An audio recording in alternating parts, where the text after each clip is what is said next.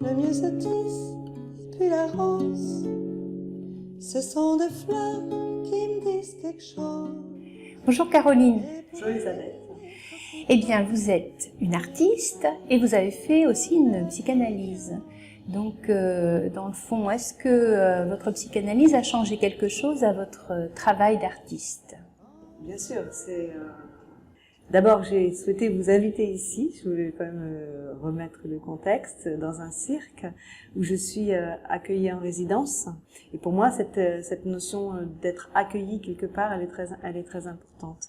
C'est un signifiant. Le signifiant, quand on le découvre, quand on dit, ben oui, en fait, être accueilli, l'accueil, être accueilli, c'est un signifiant. Pour moi, il est important. Et donc, j'y prête une attention particulière, je le sais. Et ça, c'est un effet de la psychanalyse qui est important. Comme un petit coquelicot, mon âme. J'ai toujours mêlé le travail avec la notion de l'amour et la psychanalyse aussi. Pour moi, la psychanalyse, au cœur de la psychanalyse, il y a l'amour. Il y a la relation à l'amour, il y a la relation à l'autre. Et évidemment, il y a la relation au manque. À la pulsion que ça peut aussi éveiller. C'est quelque chose de compliqué et difficile, mais de lâcher la dimension de l'imaginaire, parce que l'amour accroché à l'imaginaire, c'est une sorte de poison. Comme un petit coquelicot, mon âme, comme un petit coquelicot. Être du côté du désir, c'est être désirante. Quelquefois, cette chose-là, elle disparaît parce qu'on est du côté, on veut être désiré. L'artiste veut être désiré, une femme dans son rapport amoureux, elle veut être désirée, elle veut pas être qu'aimée, elle veut être désirée.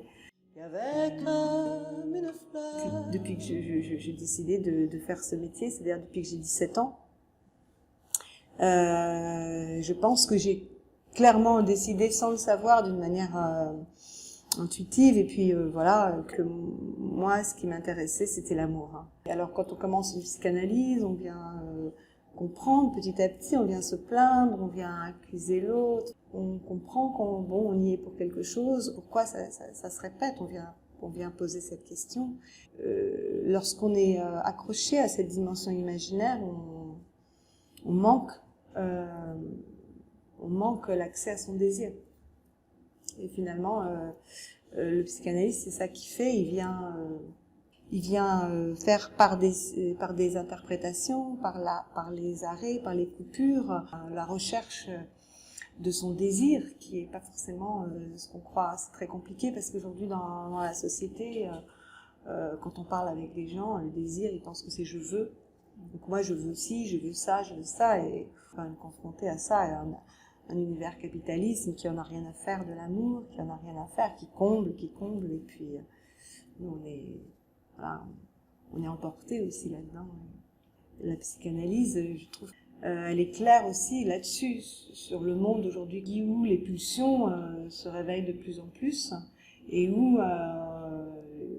on est confronté à se dire mais Dieu, quel monde violent est en train de se réveiller, quoi, par rapport à l'autre, par rapport à la haine de l'autre et tout ça. Et je pense que les psychanalystes ont quelque chose à dire là-dessus de très fort, et nous analysant aussi. Et encore plus, il me semble, quand on est artiste. Mais pour aimer les coquelicots et les mexins, du plus loin que je me souvienne, les expériences de petit cirque où ma mère m'emmenait, du petit cirque quand on allait en vacances dans le sud, et après avec mes cousins, je faisais des petits spectacles de cirque. Ma compagnie, je l'ai créée à la naissance de mon enfant. Donc il a 22 ans, donc ça fait 22 ans. Et moi, je fais du théâtre depuis que j'ai 17 ans, tout du moins de la danse. Et j'en ai 57, donc ça fait un certain nombre d'années. Et en 2017, j'ai fait un spectacle autour de l'analyse, justement. Ce spectacle s'appelait Nouveau Genre, et c'était des séances d'analyse. Et ce spectacle, il a vraiment été très important pour moi. Ça a été comme un espèce de moment où j'y ai mis vraiment des choses très intimes de moi-même. Il y avait deux personnages, il y avait l'analysante et la psychanalyste. Et c'était des séances, on avait 35. C'était des séances très courtes qui venaient parler de ce que c'est qu'une analyse. Et j'ai vécu un truc assez pénible en fait à la fin de l'exploitation de ce spectacle où on a joué une 50aine de fois. On a joué en autoproduction, ce qui fait que en fait il y a eu disons une perte d'argent assez conséquente pour moi parce que j'ai pas réussi à vendre le spectacle. Et en analyse, je me plaignais un peu de ça, et tout d'un coup, par des arrêts et par l'interprétation de mon analyste, j'ai dû un peu me confronter au fait que finalement, j'étais un peu une toute seule. Et c'était très pénible pour moi en fait de me confronter à ça, parce que je me considérais un peu comme une directrice de compagnie qui faisait travailler des gens, et souvent ça me menait aussi à des pertes financières, à quelque chose qui était dangereux pour moi. Enfin là, il y avait cette dimension vraiment de la solitude que je ne voulais pas entendre et qui m'a été assez insupportable. Je me suis dit, bah en fait, puisque je suis une toute seule, je vais vraiment l'être. J'avais déjà commencé à démarrer un travail un peu que je faisais toute seule et qui avait bien fonctionné, tout un travail que je fais dont je vous parlerai dans les maisons de retraite avec les personnes âgées. Mais là, je me suis dit, je vais faire quelque chose d'artistique ou du théâtre.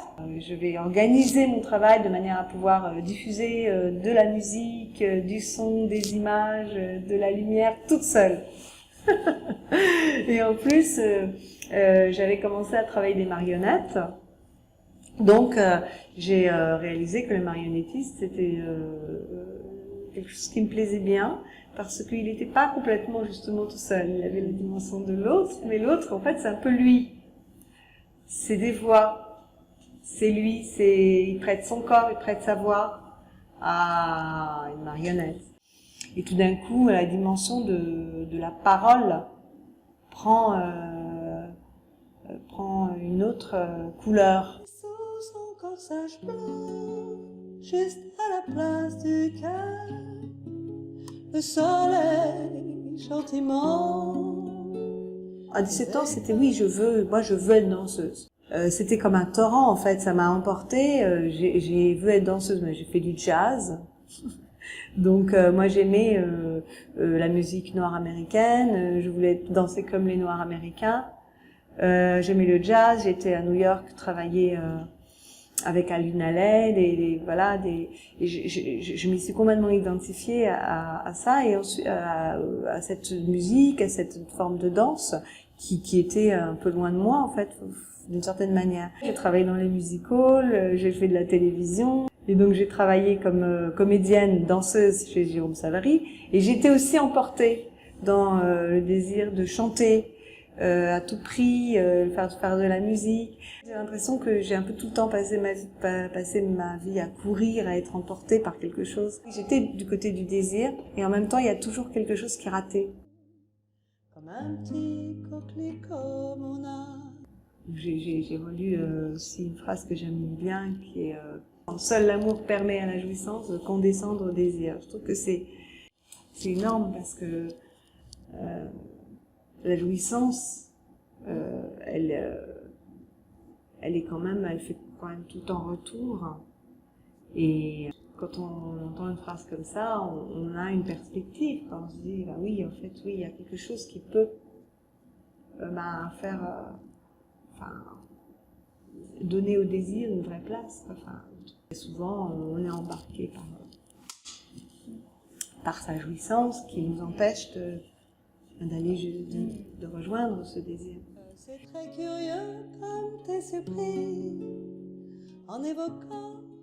Moi, j'avais eu la chance de travailler avec différentes troupes, avec Savary, le Grand Magic Circus, ou avec d'autres troupes comme une compagnie qui s'appelait Compagnie Malandro. Et donc j'avais eu la chance de faire des grandes tournées, d'aller en Colombie, au Japon. Quand j'ai créé ma compagnie, je pensais que j'allais avoir aussi accès à cette grande culture. Alors, bien sûr, ce grand cercle ne m'était pas accessible. Et donc j'ai petit à petit, ça aussi l'analyse m'a permis aussi de le faire parce que du côté du désir, il n'y a pas de choses qui sont plus ou moins valorisante, disons, du moment qu'on est du côté de son désir. Donc j'ai décidé de créer un spectacle que j'allais jouer dans les maisons de retraite, parce que ça marchait super bien. J'ai proposé des déambulations clownesques, c'est-à-dire je me déplace dans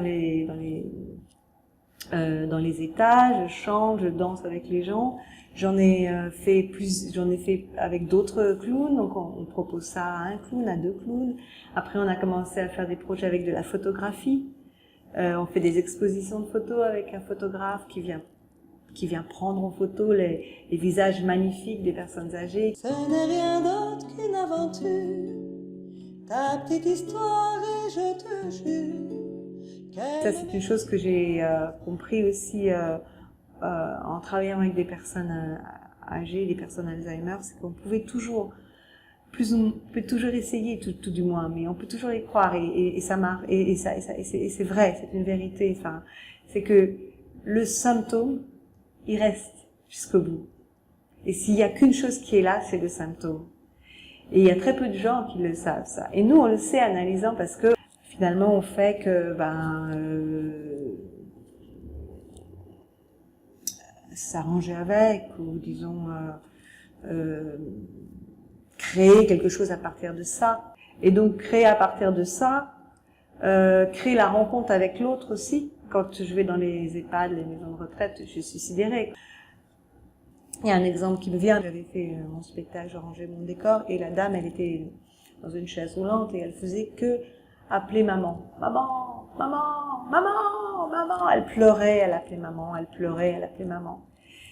Et c'était dur à supporter, évidemment, tout le monde est tellement habitué que, voilà, et moi je suis allée vers elle et je lui ai dit, écoutez, votre maman, elle vous a entendu. Maintenant, c'est plus la peine de l'appeler. Elle vous a entendu. Et elle m'a dit, ah bon? Elle a arrêté, et elle m'a dit, ah bon, elle m'a entendu? Et je lui ai dit, oui, elle vous a entendu. Et là, pendant un temps, elle s'est calmée. Voilà. Quand je l'ai prise dans mes bras.